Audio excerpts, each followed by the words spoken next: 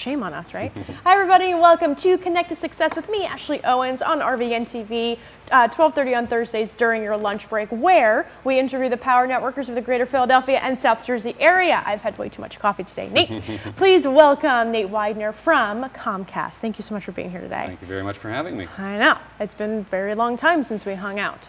It has been. It's really too upsetting. long. The summertime. What are you going to do? It's the worst. We were just talking about how tan we are with these lights. I think just how tan we appear, not necessarily how we are. It's all fake. Yeah, exactly.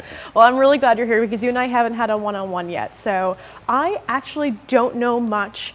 I know how much fun we have at our mastermind groups, but I actually don't even know where you're from. Okay. We haven't done any of the investigation phase of our friendship yet, and I'm really upset about that. I can give you the full tour. Yeah, give me the tour. I'm excited. Yeah, so I kind of have a blending of two worlds here, as we'll talk about. You know, I work for Comcast, so I've been born and bred sales. And I also have an artistic side. Yeah. But really, I was truly born into the sales role. I'm the youngest of four kids. I grew up in Reading, Pennsylvania. Okay. You know, when I was driving, my dad was a vice president, a salesperson. Oh, no kidding. Worked his way up, basically sold baby pictures to new moms. Oh, so would he go in the hospitals, walk around, take pictures, and then give them Well, to the... he wouldn't actually take the pictures. His company would, you know, you go to the hospital, you have a baby. Right. They would have a telemarketing operation. Hey, sign up for this.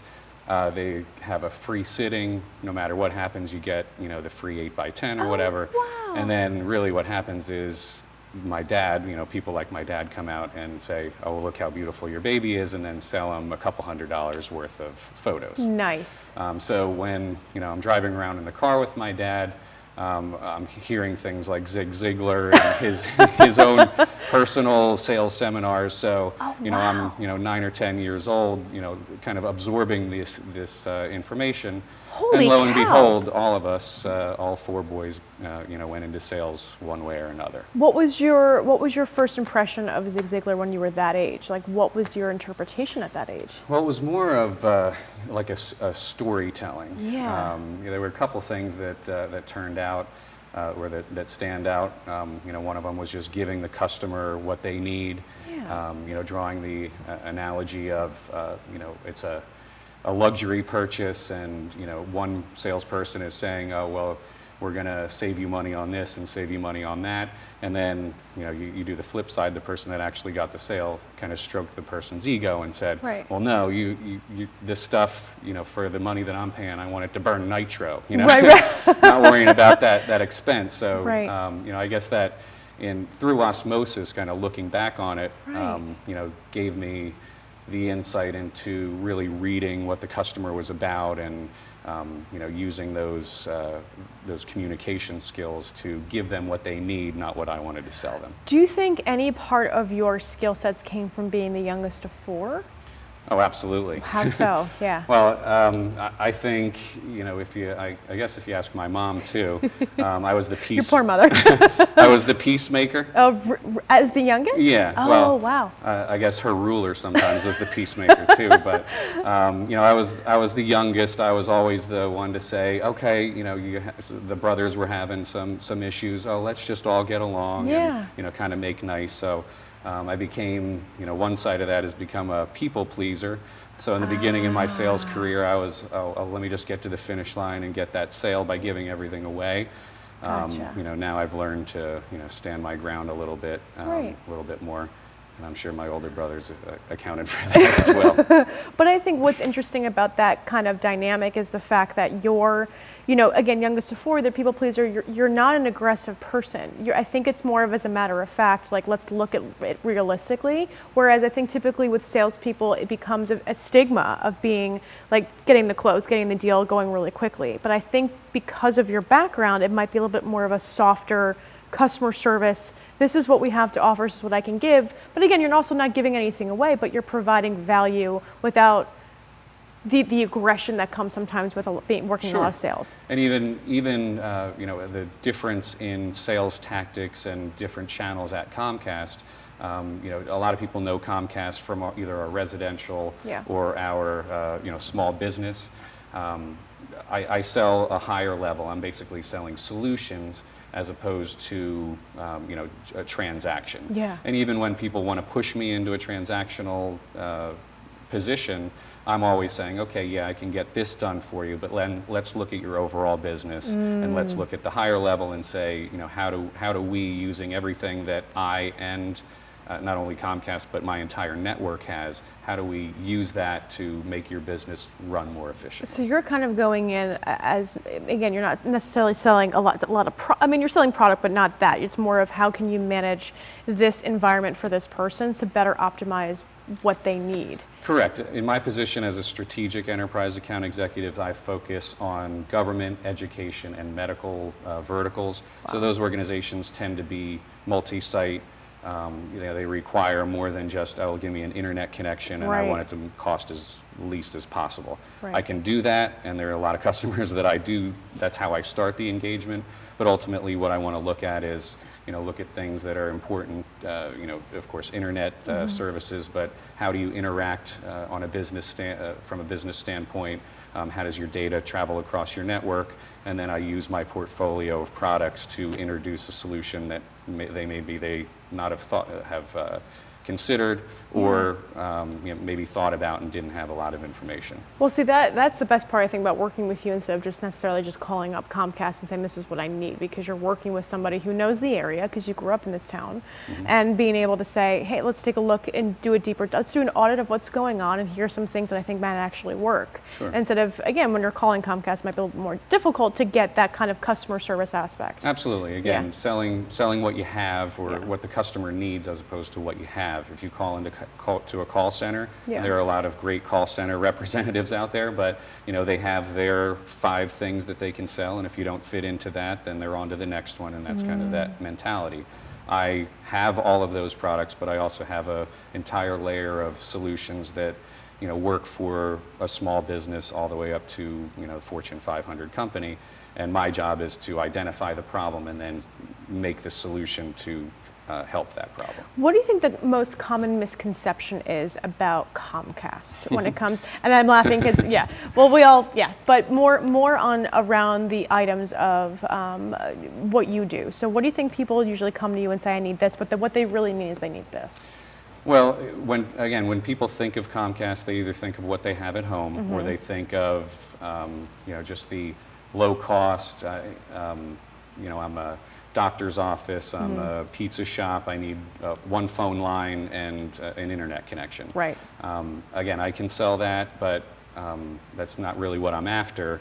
A lot of people assume, because that's all they know, that that's all that I sell. Okay. There are a lot more people on the street, salespeople on the street from Comcast that sell that, as opposed to what I sell, which is primarily based on dedicated fiber as opposed to coax. And what is dedicated? Well, let's go into that. What's dedicated fiber? The coax network is what is based on the residential and small business network. So there are some facilities out there.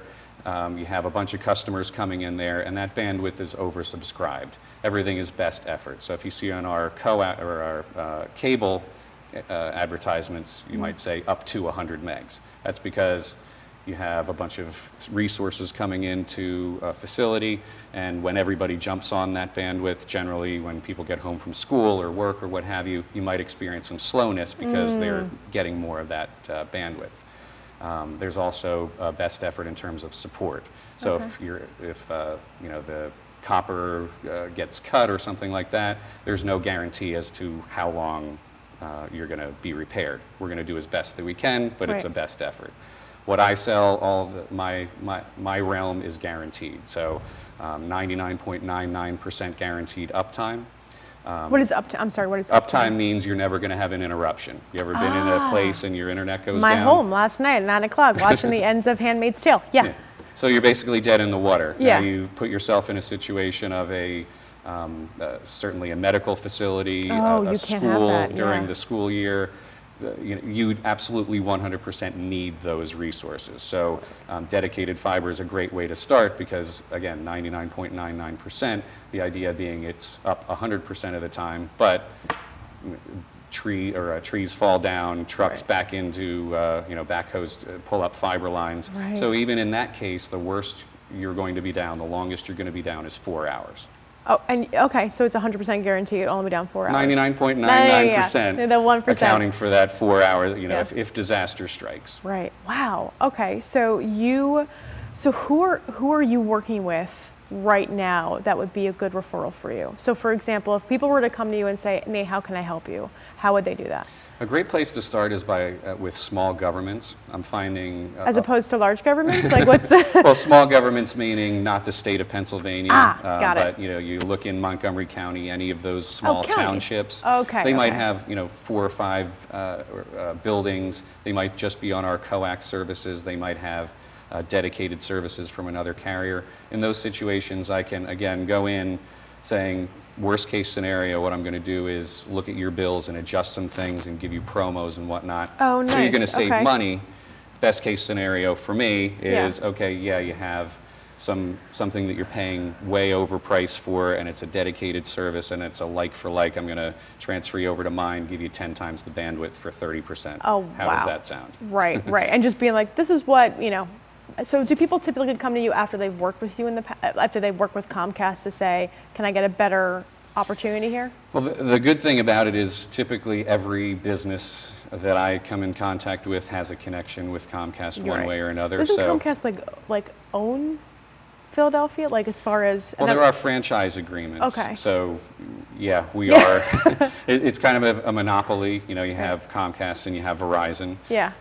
The good thing, and another great thing about Comcast is it's diverse from Verizon. So those large organizations that I'm talking about, Cooper Hospital, Crozier Keystone, CHOP, Right. those large hospitals, they might have multiple circuits from Verizon and also multiple circuits from Comcast Right. because they're on 2 separate networks. So again, if you're 99 over here, you're 99.99 over here, chances are those 2 networks aren't going to go down at the same time. Oh, nice. So it adds an extra layer of diversity. Awesome. So people that are, companies that are even having that inkling of a remote thought of having something like that, absolutely can have that conversation. But the majority of my business is I have a tiny little relationship with Comcast.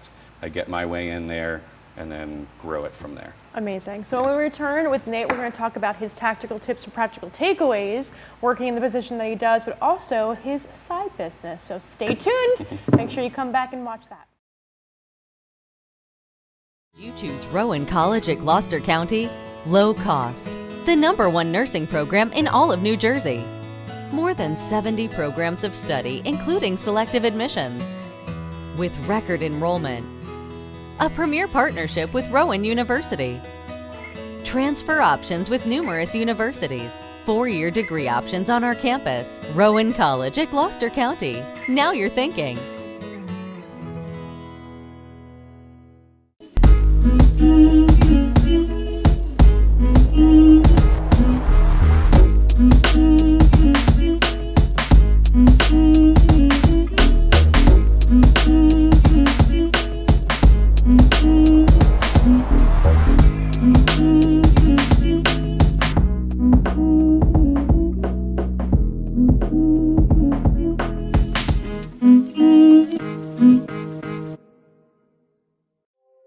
Add us on social media to watch bloopers, behind the scenes footage, previews, and more.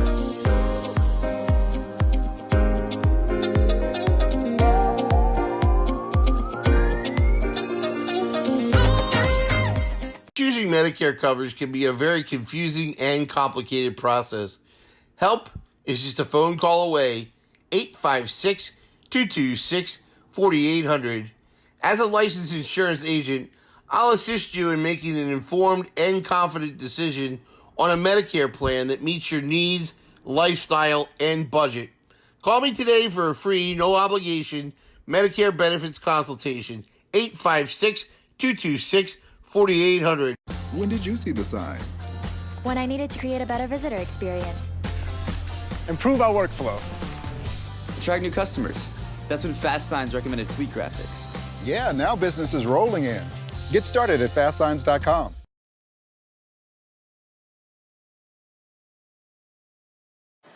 what do I want to be when I grow up? Maybe a musician? A veterinarian? Maybe an equestrian? A mommy? Well, why not be all these things and more? Consider joining me, Dr. V, with friends and colleagues as we explore a wide range of topics together. V is for variety, here on RVN TV.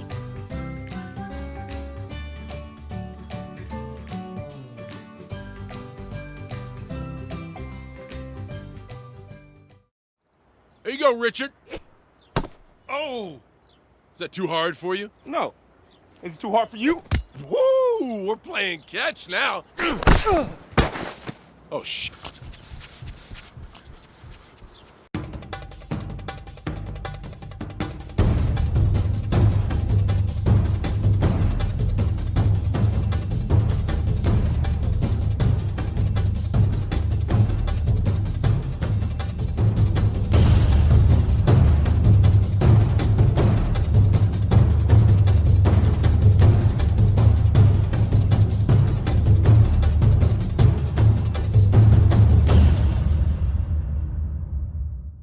Why should you?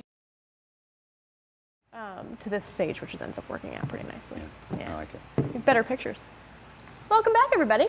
Thank you so much for joining us today. I have Nate Weidner from Comcast, but what I really want to talk about is the fun stuff. My passion project. Your passion project. So talk more. Okay, so when you and I had met, we had become friends through our Mastermind group. You guys have seen on the show, I've had a bunch of our team on the show, and we all had talked about the benefits of the group.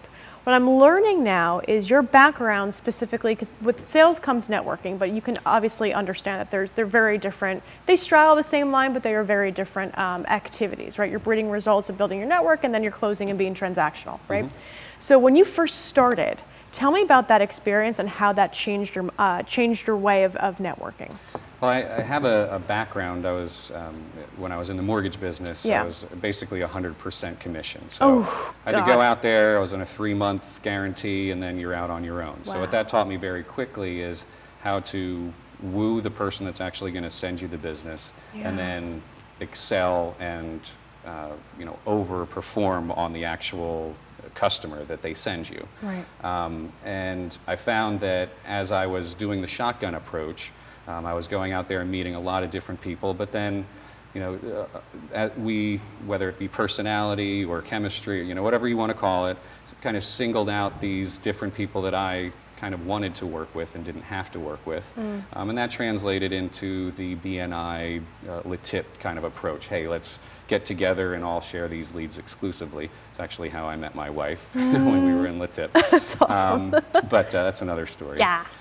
But did the same approach when I came over to Comcast, knowing that those organizations specifically were either on the residential or consumer side or the smaller business that I was after. Right. So I set my sights on finding partners who were looking for customers and the C-level executives that I was looking to target as well, so we could share leads and pool resources. And that's really where the Mastermind thing came into effect, because I happened to meet 3 or 4 people, and we all had the like mind, and we all had a good time together and enjoyed our company. And hey, why not? Let's do business with people that we like. And it's a great, powerful thing, because now I can come in and say, all right, yeah, I can handle all your telecom stuff, but I always end my meetings with, what else can I help you? What else is there?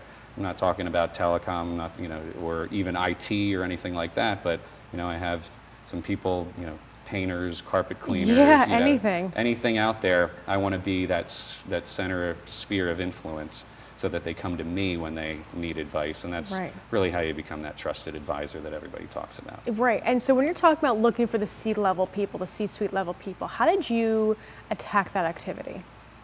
Because everyone asks that, and everyone has different opinions. I would be curious to see what your strategy was. I'm in a unique position, because a lot of times, because they have the relationship with Comcast, I have at least someone who's going to give me the door and or build credibility. So any nugget of information that you have, you use that and say, oh, I was referred by this person, that person, and all of a sudden, that's a warm introduction as opposed to a cold call. A little bit more collateral in the introduction conversation. Exactly. So, really, if you're starting from cold, that's a great strategy. Use any information that you have. But really just leveraging your partners. A logical power partner for me, as I like to call it, would be an IT company or a cabling company, someone that you're basically talking to the person that makes those decisions. So again, I have a great resource at Mastermind that we can share those resources, and it's a great start. And then I do a lot of cold calling, mainly to feed those relationships. Again, going back from shotgun, I could deal with 15 IT companies, but how am I going to pass out quality referrals to all of those? I'd rather have one or two that I trust, and these are the people that I go to when I have these circumstances, because it creates a much more beneficial situation. I use that externally and internally too as well. Amazing. So now that you've solidified your networking, your sales tactics, your sales tactical activities, and you're building this great business with Comcast, and now you're shifting gears into doing this passion project where now with Comcast you are working for yourself, but then you're also under the conglomerate. But when it comes to now utilizing those same skill sets for your own business, your own side projects, how has that, first of all, tell people what that is, and how has that changed your mind? Sure. So, again, going all the way back to the beginning with, my dad and pictures and sales and all that, I have a 15-year-old daughter and I have a 4-year-old daughter. Oh, wow. And really what my dad was selling, and what I can tell you is absolutely true, is that span of time goes in an instant. So the best thing to do is capture those moments in pictures.